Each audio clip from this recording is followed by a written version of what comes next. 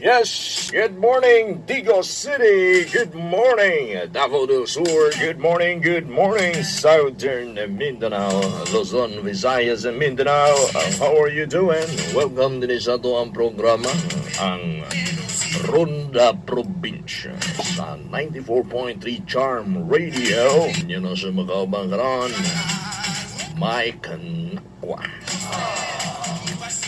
Ang umaabot nga Don don don don. Kapitan.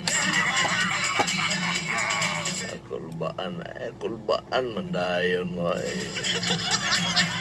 Umabot nyo unsa? Sulugoon gyapon, ha? Ili kapitan, kulbaan po dayon ni sila ba? Hindi po mudagan, uy. Ini si Kagawad / Kapitan J. Inhingko sa 3 de Mayo. Iyahagyo kong ginaaghat yun. Ginaaghat mo kunin mo sir, oy. Gihapon, pildi mo gihapon ta. No? Gusto yun ninyo, masinati na po nako ang kining kalagot.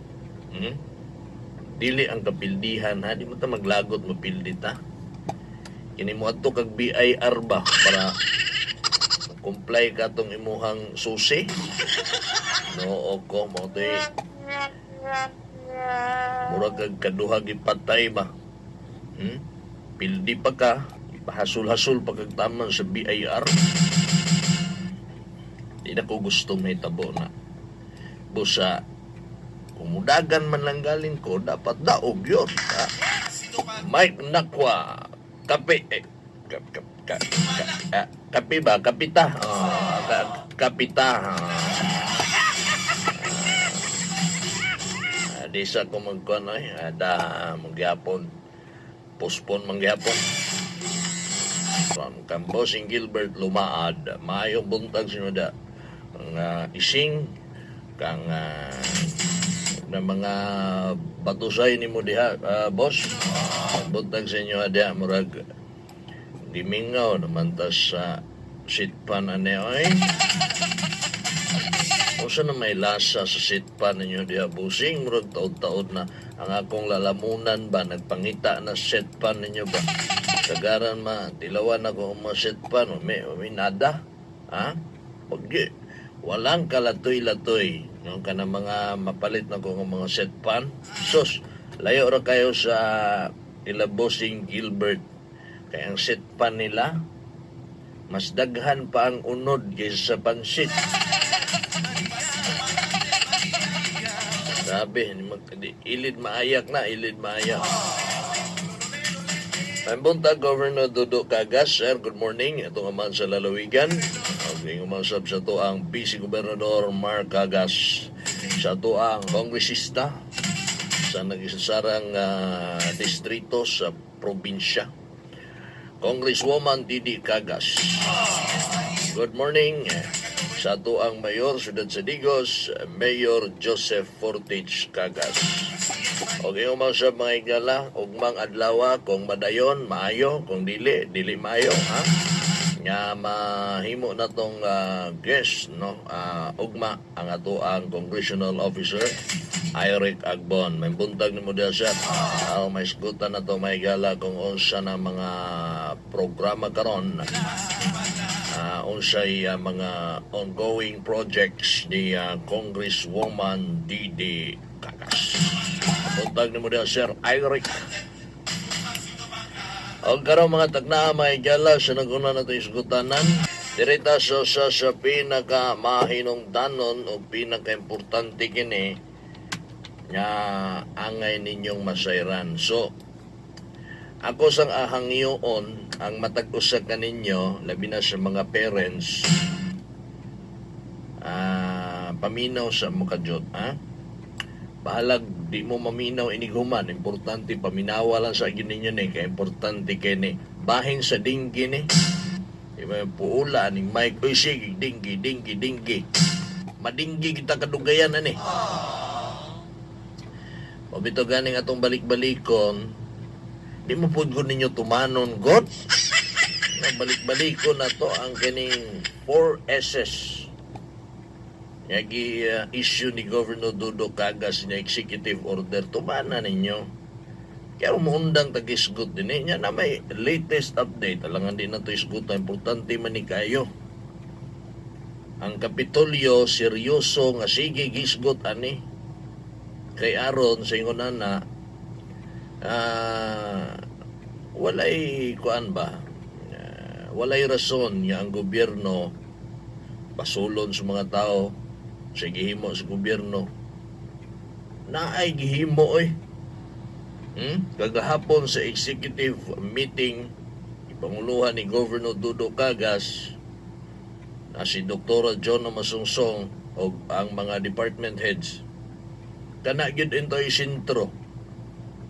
Kung may isgot lang tag nagpagkabana bang gobyerno ani Dingge dinhi sa Davao del Sur na perting pagkabana agyon mo na paminaw pod mo ha. Ayaw sa mo na sigig pangaway diha nga mga sibyahanan ay sigig padungog-dungog. Dini mo importante. Kini mo importante. Ha? Ayaw sa mo na mga estasyon yung mga Ginoo ko, mga sinahon kayo. Diba? Wala unsa awayon na tagkalit. Ayaw lang sana, dahil sana sila kay kani sa paminawa ninyo bukan sa tamog baso di mo mamangon da mina mo ha importante kini ba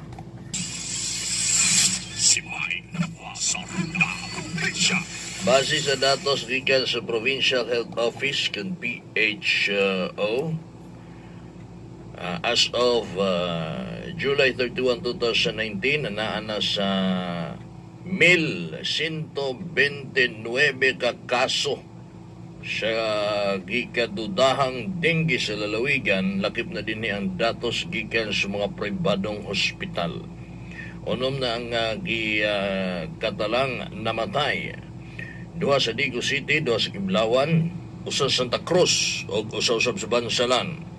Hinoon, gipaklaro ni Provincial Health Officer Dr. Jonah Masungsong nga dili pa alarming ang kaso sa dengue o kana pa kini sa alert threshold level. Kung asa girekomenda sa Provincial Health Office ang istrikto nga pagpatuman sa 4S strategy. Gihimay ni Dr. Jonah Masungsong kung unsa ang pasabot sa hotspot, outbreak o epidemic aron masabtan sa mga katawhan kung unsa na ang level sa dengue sa lalawigan. Matod pa sa opisyal, matawag lamang ang hotspot ang usa ka lugar kung doon na duha o tulo ka sunod-sunod nga simana nga nagasaka ang ihap sa kaso sa dengue.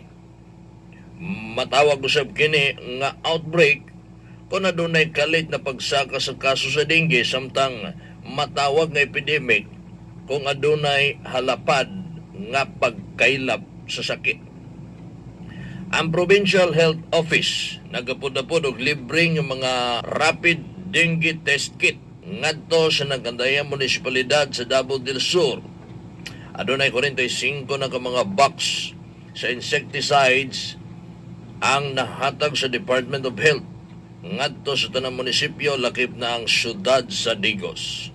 Lain pa pamaagi nga mas barato mao ang larvicide kon asay humol dinhi ang moskitero. Dugang ni Doktora Masungsong nga ang fighting time sa lamok nga dengue ana sa alas 6 hangtod alas 8 sa buntag o alas 4 hangtod alas 6 sa gabi. Panapos ni Doktora nga ang pinaka-epektibong pamaagi aron mapaggang ang pagkuyanap sa sakit nga dengue mao ang pagguba sa mga balay tuganan ug ang pagprotektar sa kaulgalingong pinaagi sa pagsuot og mga sinina nga dunay taas nga bukton og pagsuot og pantalon. kahinumduman niya niatong Hulyo 16, 2019, unang ipagula ni Governor Douglas Cagas ang Executive Order number 18 series of 2019 kalabutan sa ngusganong nga kampanya sa probinsya sa 4S strategy: search and destroy, self-protection, seek early consultation, and support spraying. Ni pagula usab ang gobernador o ikaduhang Executive Order number 23 series of 2019 nga intensifying cleanup activities and proper disposal of solid waste to eliminate the breeding sites of mosquitoes and other common household pests. Mao kanay balita